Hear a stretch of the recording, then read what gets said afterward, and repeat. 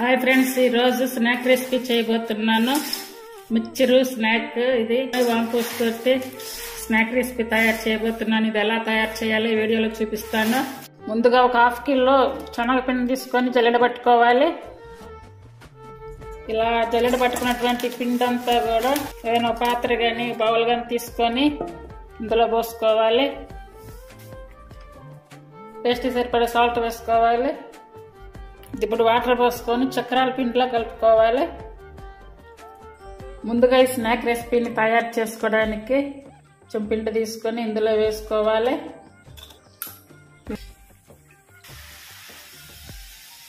ఐదు ఆరు గంటలు ముందుగా నానబెట్టుకున్నటువంటి శనగపప్పును వేయించుకోవాలి. శనగపప్పు ఇలా వేయించుకున్న టైంలో ఒక కప్పు పల్లీలు వేయించుకోవాలి. ఇందులో వేసుకుంటే గనక శనగపప్పులో కలవకుండా అవి ఇవి రెండు మంచిగా వేగుతాయి. ఇవన్నీ కూడా ఆన్ మిడిల్ ఫ్లేమ్ మీద పెట్టుకుంటూ ఫ్రై చేసుకోవాలి. చూడండి, శనగపప్పు అయితే ఇంకా వేగుతూనే ఉన్నాయి. ఇలా పల్లీలు వేగాయి. ఇవి తీసి ఒక ప్లేట్లో వేసుకోవాలి. అలాగే ఇందులో జీడిపప్పు కూడా వేయించుకోవాలి. జీడిపప్పు కూడా చూడండి కలర్ చేంజ్ అయ్యాయి. ఇవి కూడా తీసి ఒక ప్లేట్లో వేసుకోవాలి. అలాగే ఇప్పుడు శనగపప్పు కూడా వేగాయి. చూడండి, ఇవి కూడా ఒక ప్లేట్లో వేసుకోవాలి. కిస్మిస్ పావు కప్పు వేసుకుంటున్నాను. ఇవి పొంగిన వెంటనే అయితే తీయద్దు, కొంచెం డ్రై అవ్వాలి.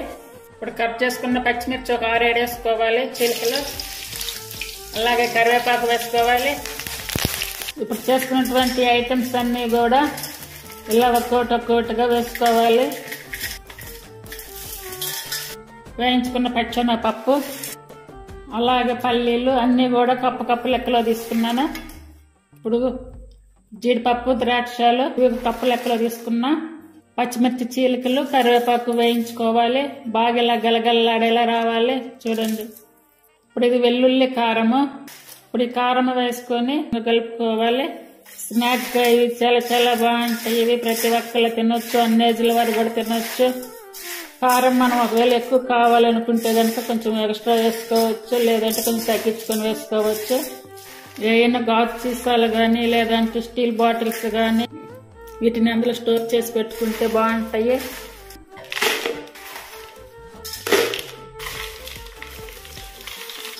ఇలా చేసి పెట్టుకుంటే కనుక స్టాక్ ఉంటాయి. ఎప్పుడైనా ఎప్పుడు తినాలనుకున్నా ఇప్పుడు తినొచ్చు. రెసిపీ వీడియోలో ఎలా తయారు చేయాలో చూపిస్తాను. 300 గ్రామ్స్ పిండి తీసుకొని వాటర్ పోసుకొని చక్రాల పిండిలో కలుపుకోవాలి.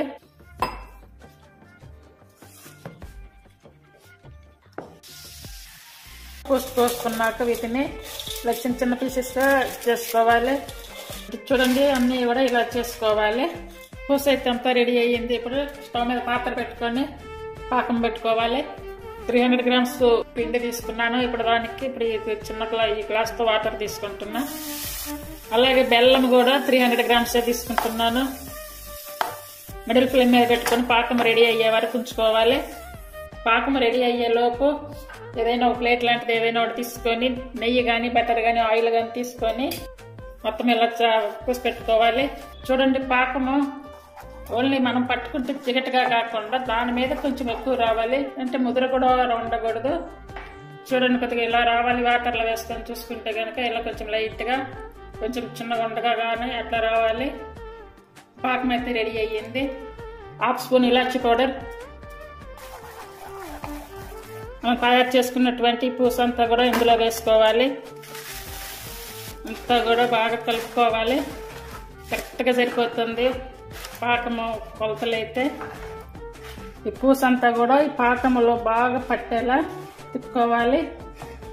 ఇలా తయారు చేసుకున్నటువంటి ఈ మిశ్రమం అంతా కూడా ముందుగా ఇలా రెడీ చేసుకున్నటువంటి ప్లేట్లో వేసుకోవాలి. ఈ ప్లేట్లో వేసుకోవాలి. ఇది మిఠాయి పాకం కాబట్టి ఇదంతా కూడా వేడిగా ఉన్నప్పుడు దీన్ని ఇలా పెట్టేసుకోవాలి. కొంచెం లైట్గా ఇంకా గోరు వెచ్చగా వచ్చే వరకు ఇట్లానే ఉంచేసుకోవాలి. ఇదైతే చల్లారింది, కొంచెం లైట్గా వేడింది. ఒక అట్ల కాడతో ఇలా లేపాలి.